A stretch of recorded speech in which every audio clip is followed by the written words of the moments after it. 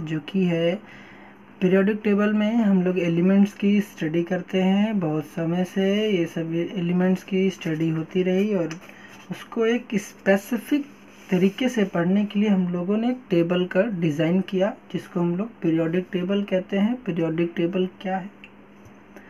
Periodic table arrangement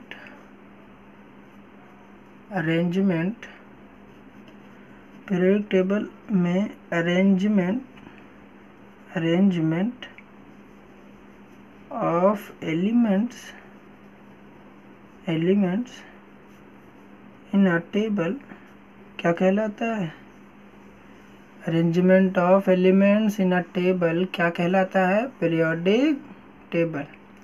तो periodic table एक table है जिसमें एलिमेंट्स की अरेंजमेंट को स्टडी करते हैं। पीरियोडिक टेबल एक क्या है? टेबल है जिसमें एलिमेंट्स की अरेंजमेंट को स्टडी करते हैं। अब पीरियोडिक टेबल रातों रात तो बना नहीं, इसको बनाने के लिए कई साइंटिस्ट ने अपना पॉजिटिव एफर्ट्स लगाया।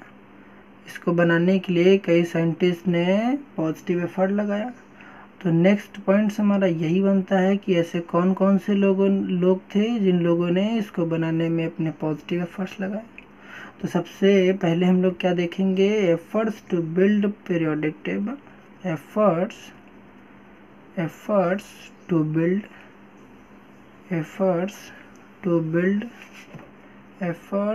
Build periodic table. मतलब कि पीरियोडिक टेबल को बनाने के लिए सार्थक प्रयास, कैसे कैसे प्रयास थे, किन किन लोगों ने इसको बनाने में प्रयास किया, एक अहम भूमिका निभाई। तो पीरियोडिक टेबल को बनाने में जो सबसे पहला नाम आता है वो आता है डुबेराइनर जी का। तो सबसे पहला नाम आता है डुबेराइनर जी का। डुबेराइनर जी का आता है। इसमें भी आपको केवल इतनी ही बात जाननी है कि डुबेराइनर जी ने एक लॉ दिया था।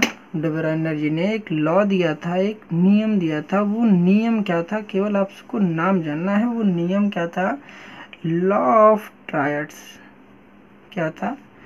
लॉ ऑफ ट्रायड्स का मतलब होता है तीन का जोड़ा। तो इन्होंने तीन के मतलब त्रिक नियम दिया था। क्या दिया था? त्रिक नियम दिया था। केवल आपको इतना, या फिर सिंपल ट्रायड्स लॉ बोल दे या लॉ ऑफ ट्रायड्स, तो आपको इतना बताना है कि पीरियोडिक टेबल को बनाने के लिए सबसे पहले जो साइंटिस्ट या जो भी व्यक्ति थे वो कौन थे? डुबेराइनर जी थे। ठीक है, डुबेराइनर जी थे। ठीक है, इन्होंने ट्रायड्स का मतलब क्या होता है? Group of three elements. Triads का मतलब होता है ग्रुप ऑफ थ्री एलिमेंट्स, मतलब तीन तत्वों का समूह। ग्रुप का मतलब होता है समूह, एलिमेंट्स का मतलब क्या होता है? तत्व। तो दूसरा, अब आती है दूसरी पॉइंट्स कि दूसरे साइंटिस्ट कौन थे, दूसरे वो व्यक्ति कौन थे जिन्होंने पीरियोडिक टेबल को बनाने के लिए अपनी कंट्रीब्यूशन दिया था। तो दूसरे आते हैं हमारे न्यूलैंड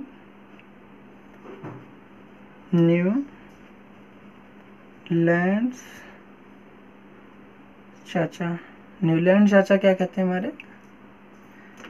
ये कहते हैं इन्होंने भी एक लॉ दिया और वो लॉ कौन सा था? वो था लॉ ऑफ ऑक्टेव्स, जिसे हम लोग कहते हैं, ऑक्ट का मतलब होता है 8, इसको बोलते हैं अष्टक का सिद्धांत। बट ये सभी लॉज फेल हो जाती हैं, क्योंकि ये कुछ एलिमेंट्स या कुछ पेयर्स पर वैलिड थी। अष्टक का सिद्धांत, लॉ ऑफ ऑक्टेव्स। ठीक है, लॉ ऑफ ऑक्टेव्स। ऑक्टेव मतलब अष्टक, मतलब ये 8 होता है। इसमें इन्होंने बता रखा था लॉ ऑफ ऑक्टेव्स क्या था कि जैसे म्यूजिकल टोन्स होती है जो कि होती हमारी सा, रे, गा, मा, पा, धा, नी, सा। अब यहाँ आपको बात फोकस करनी है। यहाँ क्या फोकस करेंगे कि सारे गामा पाधा निशा 1 2 1 2 3 4 5 6 7। तो न्यूलैंड जी ने कहा था कि हर वो 8वां एलिमेंट्स, न्यूलैंड जी ने क्या कहा था, वो हर 8वां एलिमेंट्स अपने पहले एलिमेंट्स से सिमिलैरिटी शो करता है, मतलब उसकी physical and the chemical properties will be same. हर पहला एलिमेंट्स अपने 8वें एलिमेंट से सिमिलैरिटी शो करेगा। बट ये कुछ एलिमेंट्स में ही वैलिड था, बट ये फेल हो जाता है क्योंकि अगर आप देखेंगे, अब बताएंगे भी आगे, क्या हर पहला एलिमेंट्स 8वें एलिमेंट से सेम होता है। उनके कहने का मतलब क्या था, जैसे अभी मान लीजिए यहाँ से पढ़ रहे हैं 1 2 3 4 5 6 7 8, तो उन्होंने कहा था कि ये 8वां वाला निकिल जो होगा स्कैंडियम से सिमिलरिटी शो करेगा। बट ऐसा नहीं है। यहाँ पर ये जो ग्रुप बनाए गए, ये ग्रुप क्या बताते हैं, ये ग्रुप बताता है कि अगर ये तीसरा ग्रुप है तो ये ग्रुप बताता है कि ये जो तीसरे ग्रुप के एलिमेंट्स होते हैं इनकी केमिकल तथा फिजिकल प्रॉपर्टी सेम होती है। क्या सेम ग्रुप में आने वाले एलिमेंट्स की फिजिकल तथा केमिकल प्रॉपर्टीज ऑलमोस्ट सेम होती है सेम ग्रुप में। जैसे इस वाले ग्रुप में आने वाले एलिमेंट्स की physical and chemical property same हो गई, इनकी इस ग्रुप में फर्स्ट ग्रुप में आने वाले एलिमेंट के सेम हो गए। मतलब ये जो वर्टिकली लाइंस है, ये ग्रुप्स है, इसमें आने वाले एलिमेंट्स की physical and chemical property same हो गई।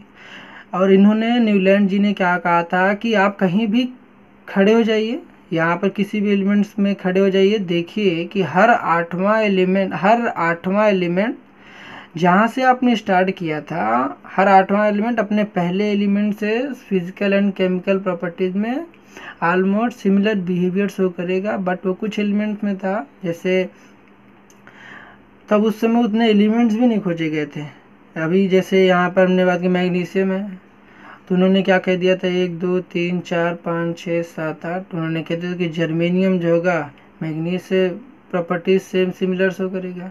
बट ये फेल हो गया था। केवल आपको इतना भी तक जानना है कि न्यूलैंड्स ने एक लॉ दिया था, उस लॉ का नाम क्या था कि लॉ ऑफ ऑक्टेव्स। और उस लॉ में क्या था ज़्यादा नहीं जानना है, केवल इतना जानना है कि हर 8वां एलिमेंट्स अपने पहले एलिमेंट से सिमिलैरिटी शो करता है। जिस प्रकार से म्यूजिक टोन्स में हर 8वां जो टोन्स है वो किससे शो करता है, पहले से। जैसे सा अभी सारे गामा पाधा निशा है, वो सा जो है पहले से दिख रहा, दोबारा रिपीट हो रहा, उसी तरीके से एलिमेंट्स भी रिपीट कर जाएंगे। अब आता है तीसरा जो कि सबसे इम्पोर्टेंट और है, वो है मेंडेलीव्स। पूरा नाम है मेंडेलीव, पूरा नाम है दिमित्री मेंडेलीव। पूरा नाम क्या है, दिमित्री मेंडेलीव।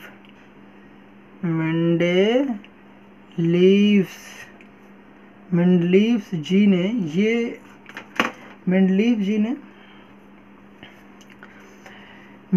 ने क्या कहा था, इसके बारे में भी अभी बात करते हैं।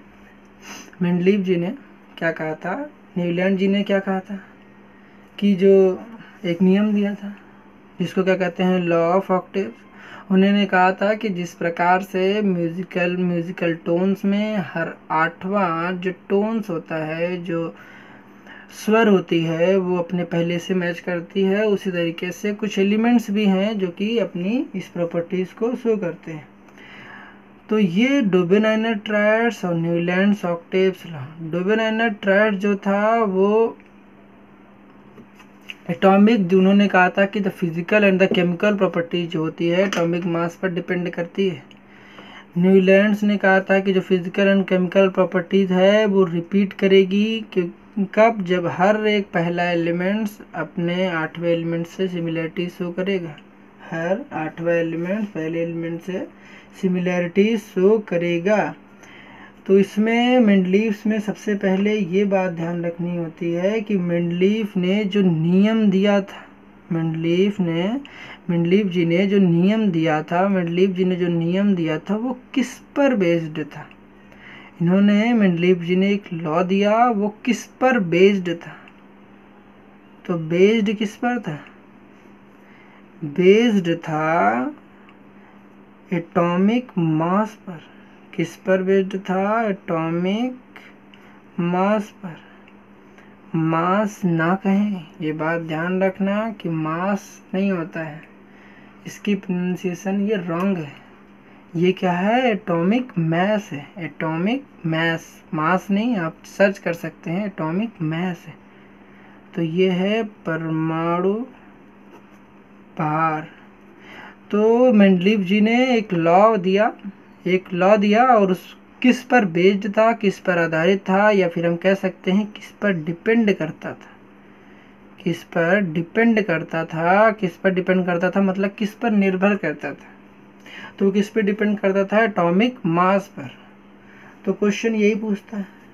इन्होंने कहा था, मेंडलीफ जी ने कहा कि जो किसी एलिमेंट्स का फिजिकल और केमिकल प्रॉपर्टीज डिपेंड्स करता है, physical and chemical properties depend करता है एटॉमिक मास पर। तो आप डेफिनेशन, चलिए लिखता हूँ। डेफिनेशन क्या है कि ये डेफिनेशन कई बार पेपर में पूछता है या फिर स्टेटमेंट दे देता है और पूछ लेगा कि ये स्टेटमेंट किसका है। तो क्या बोला था उन्होंने? The physical and chemical properties का भी जिक्र करेंगे। द फिजिकल क्या होता है, अगर नहीं पता तो बताइएगा। The physical and chemical properties the physical and the chemical properties are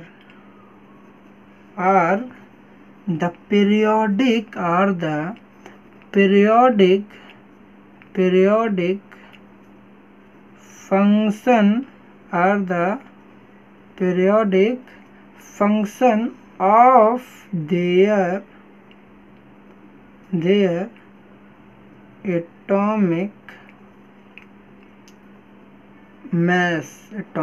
mass.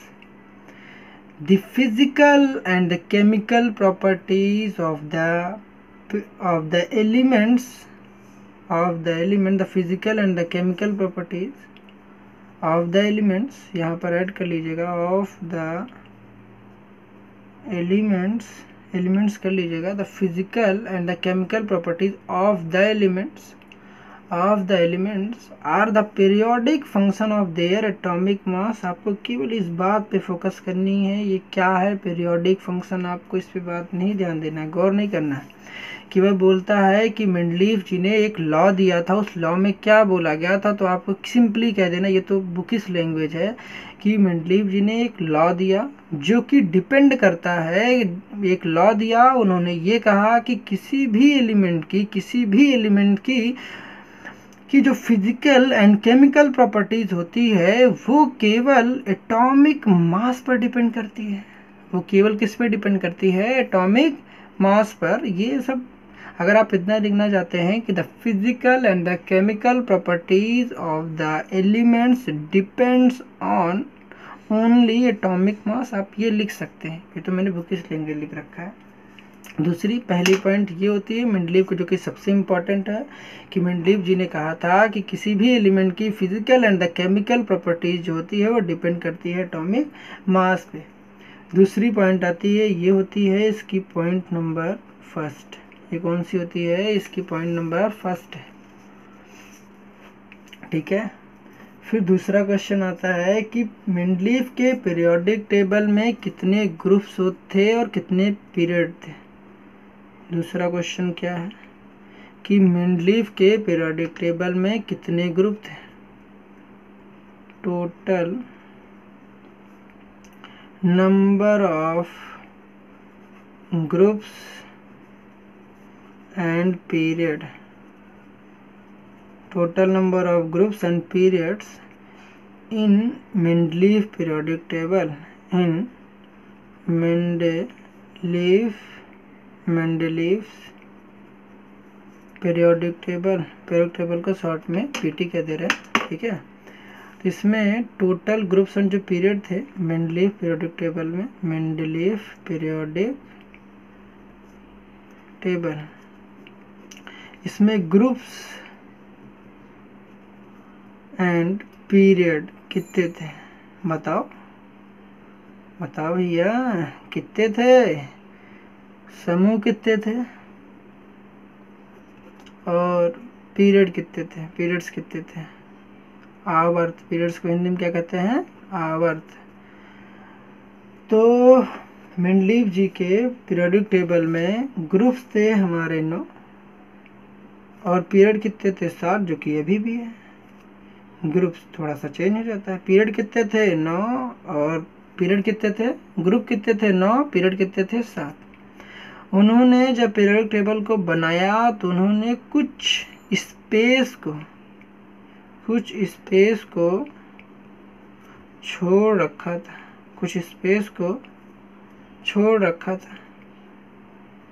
उन्होंने कुछ स्पेस को छोड़ रखा था कि कुछ न्यू एलिमेंट्स डिस्कवर होंगे,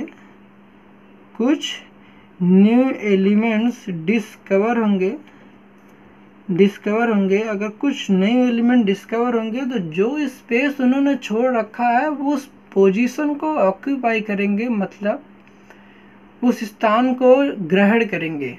और ऐसा उन्होंने कह रखा था, जबकि उस जमाने में कोई भी ऐसा साइंटिफिकली इंस्ट्रूमेंट नहीं था कि जो कि इस बात को करता, बट जो उन्होंने कहा था कि जो स्पेस छोड़ रखा था कि पीरियोडिक टेबल में कि ये कुछ स्पेस थे वो छोड़ रखा था, वो स्पेस एकदम आज के पीरियोडिक टेबल में भी जो कुछ है वो एकदम एग्जैक्ट मैच करती है। और उन्होंने जो टेबल बना रखा था वो काफ़ी हद तक पहले के मुकाबले में डुबन आयरन और न्यूलैंड से बहुत ही हद तक अच्छा था। और इससे कई साइंटिस्ट आए, कई लोगों ने आया और इसको ट्रांसफॉर्म करने की कोशिश किया। और पहली बात जो की थी, हमने बताया कि जो मेंडलीव का नियम था वो डिपेंड करता था किस पे डिपेंड करता था, एटॉमिक मास पे। पहला क्वेश्चन तो यही आता है कि the physical and the chemical properties of the Mendeleev periodic table depends on, तो आपका जवाब होगा एटॉमिक मास। दूसरा क्वेश्चन कोई पूछेगा तो केवल इतना ही पूछेगा कि मेंडलीव पीरियोडिक टेबल में टोटल ग्रुप्स कितने थे, तो आपका जवाब होगा 9। टोटल पीरियड्स कितने होंगे, तो आप क्या कहोगे 7। तो उन्होंने स्पेस क्यों छोड़ रखा था, तो क्या कहोगे, क्योंकि जो न्यू एलिमेंट्स डिस्कवर होंगे उस जगह को ऑक्यूपाई कर लेंगे। कुछ जगह उन्होंने छोड़ रखा तो उन्होंने कहा कि जब हम कुछ नया एलिमेंट ढूंढेंगे तो लाके भैया यहीं रख देना, ठीक है। तो दूसरी, ये 2 पॉइंट हो गई, ये 3 पॉइंट हो चुका है हमारा। चौथा पॉइंट क्या है कि अगर आपसे कोई पूछता है कि जो पीरियोडिक टेबल हम पढ़ रहे हैं, या फिर नहीं, केवल इतना पूछता है कि फादर ऑफ पीरियोडिक टेबल कौन है, ये ओल्ड पीरियोडिक टेबल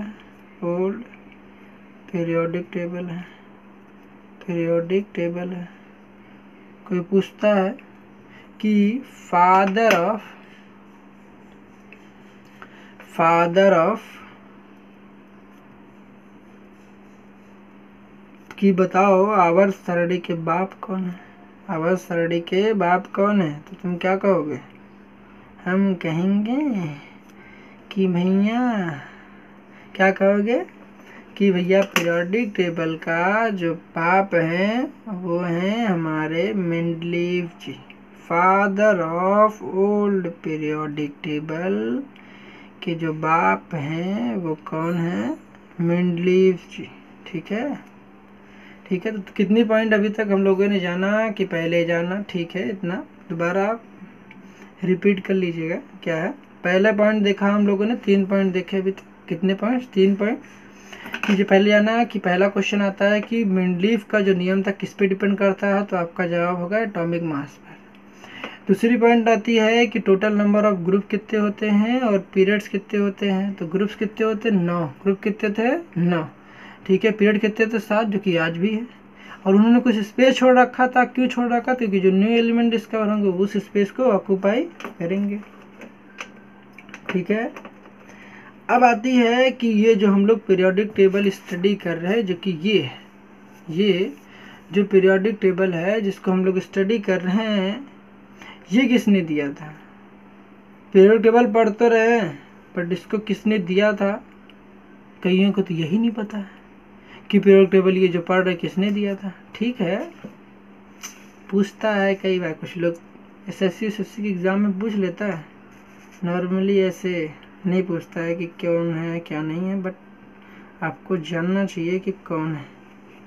तो ये जो पीरियोडिक टेबल है जो हम लोग अभी स्टडी कर रहे हैं, इसको बोलते हैं, तो पहले आए थे डुबेना एनर्जी, फिर न्यूलैंड्स ने कुछ रोल दिए, लॉ ऑफ ऑक्टेव दिए, फिर मेंडलीफ जी आते हैं जिन्होंने क्या बताया, उन्होंने एक टेबल बनाया जिसको क्या कहा कि मेंडलीफ पीरियोडिक टेबल कह सकते हैं। ठीक है, मेंडलीफ पीरियोडिक टेबल कहते हैं। ठीक है, जो उनकी लॉ थी वो डिपेंड करती थी एटॉमिक मास पर। किस पे डिपेंड करती थी, एटॉमिक मास पर डिपेंड करती थी।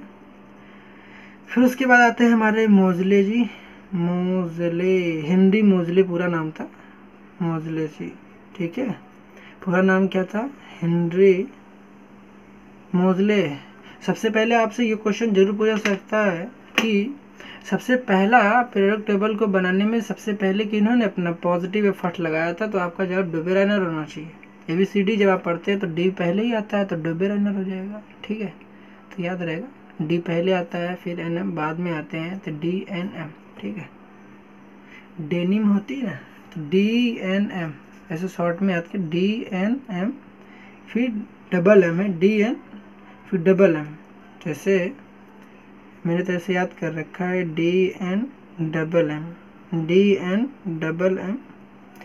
ये बता डुबेराइनर, न्यूलैंड्स, मेंडलीफ और फिर आता है मोजले। मेंडलीफ पहले आए थे, मोजले के तो बाद में आया, तो ये सबसे पहले ये आए, फिर ये चौथी, तो 4 हो गए हमारे पास। तो हेनरी मोजले ने क्या दिया, एक पीरियोडिक टेबल बनाया, और उस पीरियोडिक टेबल को क्या कहते हैं, मॉडर्न पीरियोडिक टेबल। क्या कहते हैं, modern periodic table, modern periodic table कहते हैं। हिंदी जी ने एक टेबल बनाया, उस टेबल को क्या कहते हैं, मॉडर्न पीरियोडिक टेबल, जिसको हिंदी में कहते हैं आधुनिक आवर्त सारणी। आधुनिक आवर्त सारणी, आधुनिक आवर्त सारणी।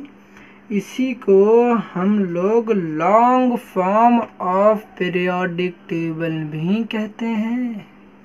क्या कहा कि मॉडर्न पीरियोडिक टेबल को ही हम लोग long form of periodic table भी कहते हैं। Long form of periodic table, इसके बोलेंगे दीर्घाकार आवर्त सारणी।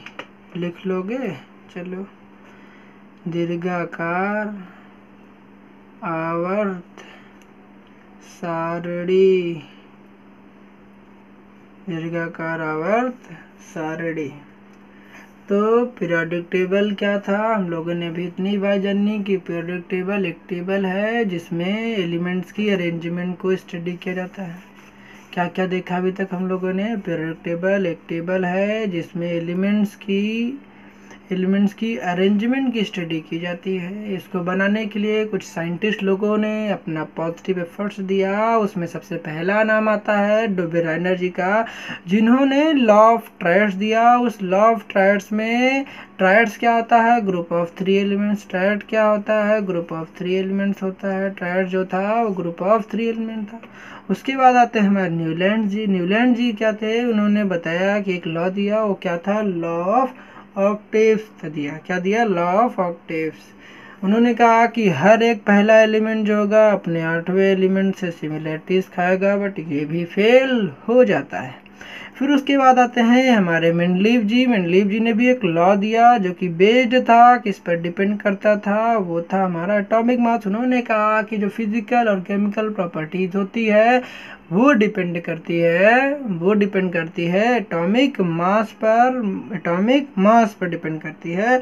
बट जो कि गलत हो जाता है, जो कि हमें पता है कि हमारी मॉडर्न पीरियोडिक टेबल है वो डिपेंड करती है एटॉमिक नंबर पर। वो कैसे डिपेंड करती है हम आगे उसको भी जानेंगे। तो दूसरा क्वेश्चन बनता है कि मेंडलीव के पीरियोडिक टेबल में कितने ग्रुप्स थे? तो ग्रुप थे हमारे 9, पीरियड कितने थे? 7। उन्होंने कुछ स्पेस छोड़ रखा। तो स्पेस क्यों छोड़ रखा था? क्योंकि उन्होंने कह रखा था, ऐसे उन्होंने प्रेडिक्शन लगा रखी थी, उन्होंने उम्मीदें लगाई, एक कयास लगाया कि भाई मैंने ये जगह जो छोड़ रखा है ना, इसलिए छोड़ रखा है क्योंकि मुझे लग रहा है कि जो एलिमेंट्स आने वाले हैं, जो एलिमेंट्स मैंने स्पेस छोड़ रखे हैं, जो आने वाले एलिमेंट्स है वो इसी जगह को ऑक्यूपाई करेंगे, मतलब वो जगह लेंगे। अब ये दूसरा क्वेश्चन होता है कि ओल्ड पीरियोडिक टेबल जो कि मेंडलीव पीरियोडिक टेबल था, ओल्ड पीरियोडिक टेबल जो कि मेंडलीव पीरियोडिक टेबल, तो उसके फादर कौन है? तो आपका जवाब क्या होना चाहिए? मेंडलीव। कौन होना चाहिए?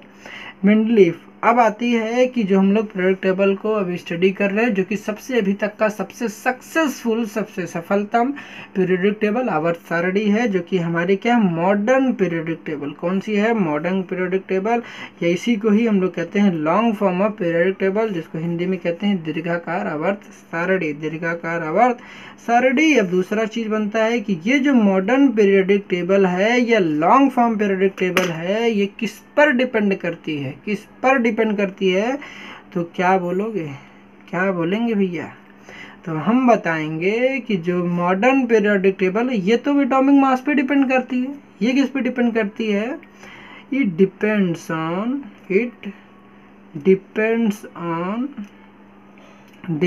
On atomic number. किस पे डिपेंड करती है? It depends on atomic number पर डिपेंड करती है, जिसको क्या कहेंगे? परमाणु क्रमांक।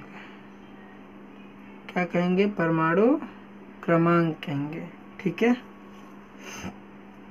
ये तो ऐसा हो सकता है, पूछेगा कि डिपेंड किस पे करती थी, तो आपका जवाब होना चाहिए depends on atomic number. Atomic number पे डिपेंड करती है। क्या मॉडर्न पीरियोडिक टेबल किस पर निर्भर करती है? किस पर? ये दूसरा चीज बनता है, इसी में बस चेंजेस होगा, इसी में चेंजेस होगा। ये तो ये पूछेगा कि जो मॉडर्न पीरियोडिक टेबल है या फिर जो आधुनिक आवर्त सारणी है, उसमें एलिमेंट की फिजिकल एंड केमिकल प्रॉपर्टी किस पर डिपेंड करती है? तो आपका जवाब होगा एटॉमिक नंबर। किस पे? Modern periodic table. Modern periodic table में भी ऐसा कह सकते हैं, द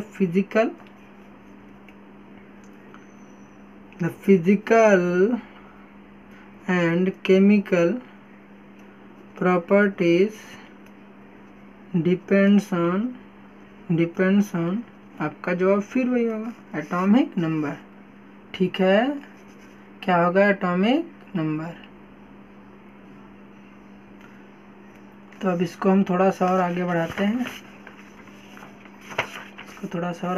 हैं, देखते हैं कि इतनी बात आपको तो समझ में आ गई होगी। ठीक है भैया, क्या था कि मॉडर्न पीरियोडिक टेबल को ही लॉन्ग फॉर्म पीरियोडिक टेबल कहते हैं, जो कि किस पे डिपेंड करती है? एटॉमिक नंबर पे डिपेंड करती है। ठीक है, किस पे डिपेंड करती है? एटॉमिक नंबर पे डिपेंड करती है। हाँ, तो हम लोगों ने अभी तक इतनी बातें जानी। क्या क्या जाना?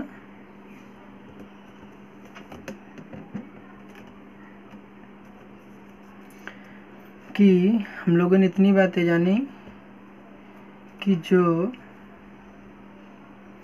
मॉडर्न पीरियोडिक टेबल है, मॉडर्न पीरियोडिक टेबल है, आधुनिक आवर्त सारणी है, उसके फादर कौन है? तो इसके पिताजी कौन है भैया? इसके जनक कौन है? आप कह सकते हैं, बाप कह सकते हैं, जो आपकी इच्छा, आपकी जैसी श्रद्धा आप कह सकते हैं। तो मॉडर्न पीरियोडिक टेबल के फादर हेनरी मोजले हैं। कौन है? हेनरी मोजले हैं। दूसरी पॉइंट क्या आती है?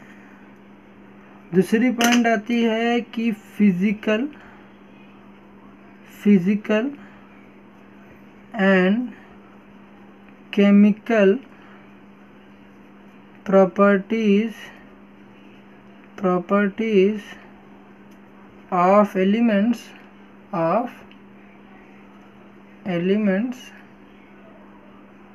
किस पे डिपेंड करती है? डिपेंड करती है। तो आपका जवाब होना चाहिए वो डिपेंड करती है एटॉमिक नंबर पर। ये कैसे करती है हम लोग आगे देखेंगे कुछ वीडियोस में। परमाणु क्रमांक पर डिपेंड करती है। किस पे डिपेंड करती है? परमाणु क्रमांक पर। अरे भैया, हमारे भैया या बहनी को अभी तक किसी को प्रॉब्लम यहाँ तक नहीं। हमने इतनी बात तो जाना कि जो आधुनिक आवर्त सारणी है उसके पिताजी हैं, उसके जनक या बाप है हेनरी मोजले, और फिजिकल केमिकल प्रॉपर्टीज एलिमेंट की डिपेंड करती है एटॉमिक नंबर पर। किस पे डिपेंड करती है? एटॉमिक नंबर पर। अब तीसरा क्वेश्चन जो बनता है, पूछता है कि भैया ग्रुप्स कितने थे और पीरियड्स कितने थे? ग्रुप्स कितने थे, पीरियड्स कितने थे? क्या बताया गया कि जो मॉडर्न पीरियोडिक टेबल था उसमें ग्रुप्स कितने थे और पीरियड कितने थे? तो ग्रुप कितने हैं? टोटल ग्रुप्स कितने हैं? टोटल कुल समूहों की संख्या 18 है। 18, ठीक है। और पीरियड कितने हैं? 7। पीरियड कितने हैं? 7, ठीक है। पीरियड कितने हैं? 7 है। इतनी बात समझ में आ गई भैया?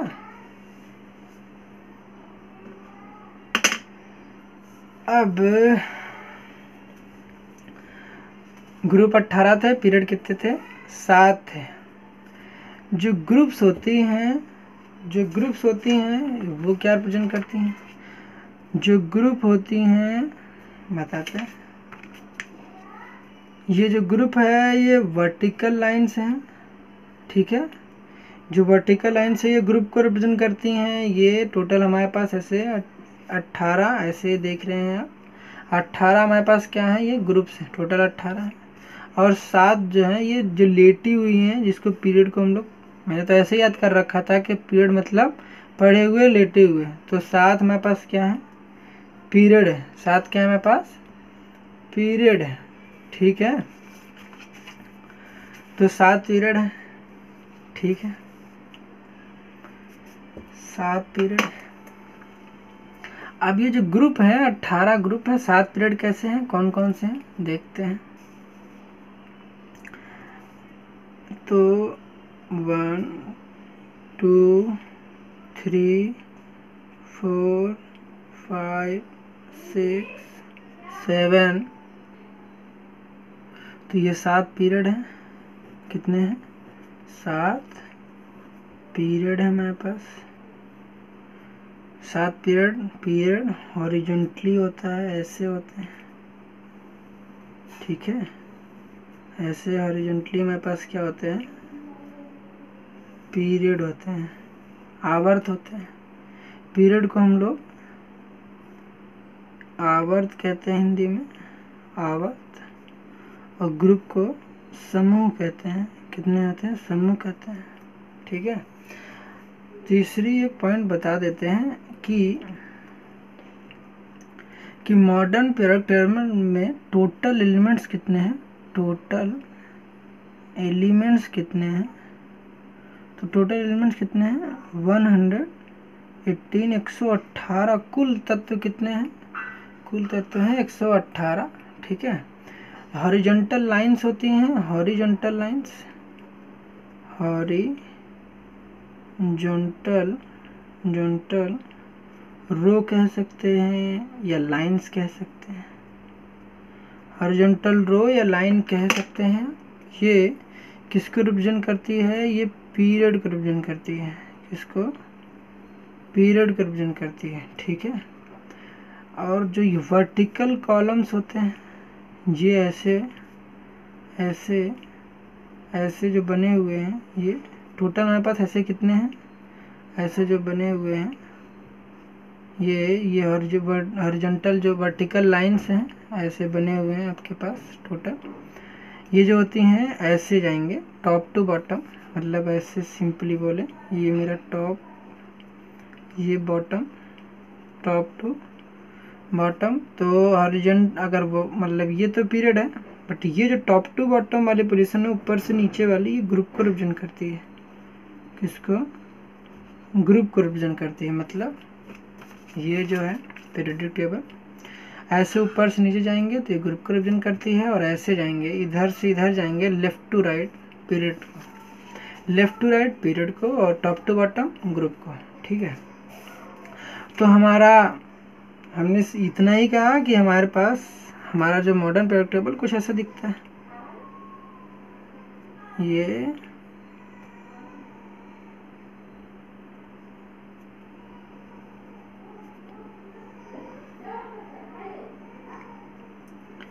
ऐसे है कुछ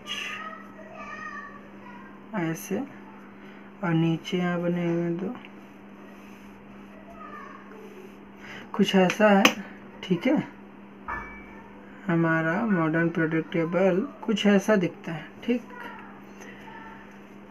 तो यहाँ पर इसमें हम लोग ने अभी तक जाना कि कितने हॉरिजॉन्टल लोज जो होती हैं वो रिप्रेजेंट करती हैं पीरियड को, और वर्टिकल जो लाइंस होती हैं वो ग्रुप को रिप्रेजेंट करती हैं।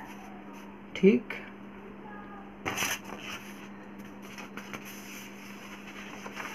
कितना आपने समझ लिया होगा? ठीक है। तो अब बात करते हैं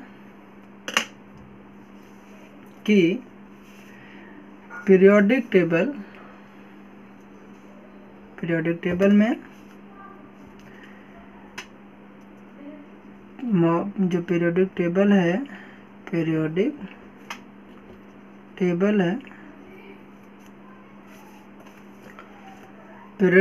है उसमें ब्लॉक्स कितने होते हैं? पीरियोडिक टेबल में on the basis of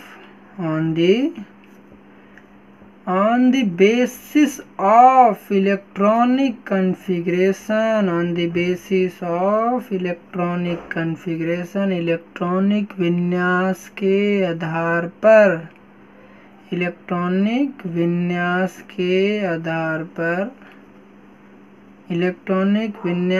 आधार पर पीरियोडिक टेबल में टोटल नंबर ऑफ ब्लॉक्स कितने होते हैं? भैया बताओ। अरे देवा तुमको ब्लॉक ही नहीं पता है। मैंने कहा कि भैया पीरियोडिक टेबल में ब्लॉक्स कितने होते हैं, तो आपसे कोई क्वेश्चन पूछता है कितने, तो आप क्या जवाब कितने होगा? 4। ब्लॉक कितने होते हैं? 4। तो वो कौन कौन से होते हैं? तो हमारे पास 4 ब्लॉक्स होते हैं। कितने? 4 ब्लॉक्स होते हैं। ठीक है। एक होता है एस ब्लॉक, फिर पी ब्लॉक, फिर D block and F block. अगर आप इंटर में हैं तो आपके में केवल ग्रुप नंबर 15 से लेकर 18 तक आता है। 13-14 फर्स्ट ईयर में पढ़ चुके होते हैं। ठीक है। एस ब्लॉक भी आप फर्स्ट ईयर में ही पढ़ चुके होते हैं, तो ये 12th में नहीं आता है। तो ब्लॉक कितने हैं? 4 हैं। कौन कौन से ब्लॉक कितने हैं? 4 हैं। एक है एस ब्लॉक, कौन सा है? S block. फिर आता है एसपीडीएफ भी बोल सकते हैं। चलो डी ब्लॉक को यहीं रखते हैं कि डी मिडिल में है तो इसको भी यहीं रखते हैं। डी ब्लॉक, डी ब्लॉक, फिर पी ब्लॉक, फिर पी ब्लॉक आता है, फिर एफ ब्लॉक आता है, एफ ब्लॉक। ठीक है। तो मॉडर्न पीरियोडिक टेबल जो कि मोटले जी ने दिया था, वो उन्होंने क्या किया कि एटॉमिक नंबर के बेसिस पे उन्होंने इस पीरियोडिक टेबल को डिज़ाइन किया। उन्होंने कहा कि जो मॉडर्न पीरियोडिक टेबल है उसको 4 ब्लॉक्स में उसने बांटा। उन्होंने कहा कि electronic configuration on the basis of electronic configuration, electronic विन्यास के आधार पर, इलेक्ट्रॉनिक विन्यास के आधार पर उन्होंने पीरियोडिक टेबल को 4 ब्लॉक्स में बांटे। वो ब्लॉक्स हमारे थे S block, D block, P block and F block. ये ब्लॉक थे, किस पर बेस्ड थे? ये एसपीडीएफ बता देंगे, ये सब सेल्स हैं। ठीक है, आपको बता दें ये क्या है, एस पी डी और एफ क्या है? ये सबसेल है, ये हमारे सबसेल हैं। ठीक है, जिसको हम लोग उपकोष बोलते हैं। क्या बोलते हैं? उपकोष बोलते हैं, उपकोष बोलते हैं। आपको अगर इतना बात अगर अभी आप रख पा रहे हैं तो बहुत अच्छी बात है, नहीं तो आगे तो मैं जिक्र करने वाला हूँ इसका कि आपके पास 4 सबसेल्स हैं, 4 सबसेल हैं जो कि एसपीडीएफ है। एस में आपको पता होना चाहिए, एस में मैक्सिमम यहाँ पे 2 इलेक्ट्रॉन रह सकते हैं, पी में 6 रह सकते हैं, डी में 10 रह सकते हैं और एफ में 14। ये क्या बताता है जो मैंने लिख रखा है? ये 2, 6, 10 और 14 क्या बता रहा है? मैक्सिमम इलेक्ट्रॉन बता रहा है। क्या बता रहा है? Maximum electron in subshell. किसी सबसेल में मैक्सिमम इलेक्ट्रॉन कितना रह सकते हैं? तो कभी पूछे कि एस सबसेल में मैक्सिमम कितने इलेक्ट्रॉन रह सकते हैं? तो आपका जवाब होगा 2। पी में कितना होगा? 6। डी में कितना होगा? 10। एफ में कितना होगा? 14। तो कभी बच्चा भूल गया, अरे भैया मैं तो भूल ही जाऊंगा, 2 भी नहीं याद कर पाऊंगा, 6 भी नहीं याद कर पाऊंगा, 10 भी नहीं याद कर पाऊंगा, 14 भी। आसान है। एस का मतलब क्या होगा? सेकंड। सेकंड का मतलब हो गया 2।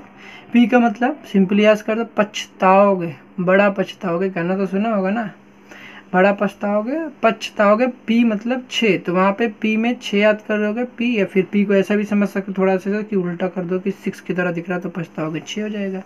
डी मतलब 10 और एफ का मतलब 4, 4 का मतलब 14, ऐसा कह सकते हैं आप।